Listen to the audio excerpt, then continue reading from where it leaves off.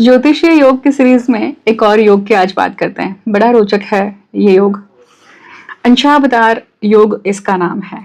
ठीक है, तो सूत्र क्या है? सूत्र यह है, मतलब परिभाषा यह है योग की कि शुक्र और गुरु केंद्र भाव में अगर हैं, ठीक है, शुक्र और गुरु केंद्र भाव में हो, लग्न चर राशि का हो, मतलब कौन सा 1, 4, 7 और 10 ये राशि, मतलब मेष राशि, कर्क राशि, तुला राशि और मकर राशि, और शनि भी केंद्र में हो तो अंशावतार योग बोला जाता है।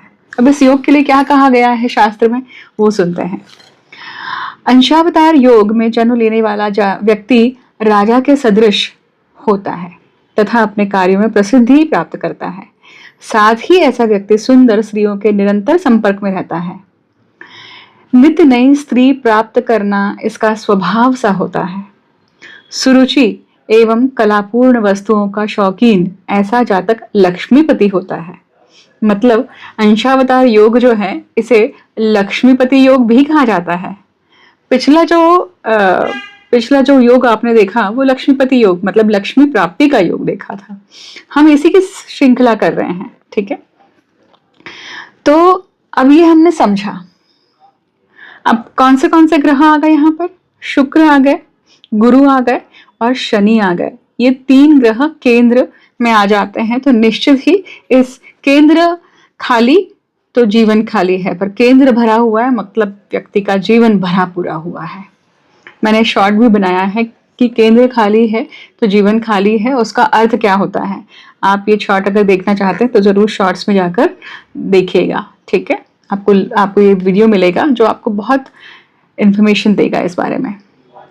अब यहाँ पे 3 ग्रह हैं। ठीक है, अब देखिए कि गुरु शुक्र 2 प्रकार के जो गुरु हैं, एक दैत्य गुरु कहे गए हैं और एक देव गुरु कहे गए हैं, और यहाँ पे तीसरे जो है शनि है जो बताते हैं कि कर्म कैसे करना है।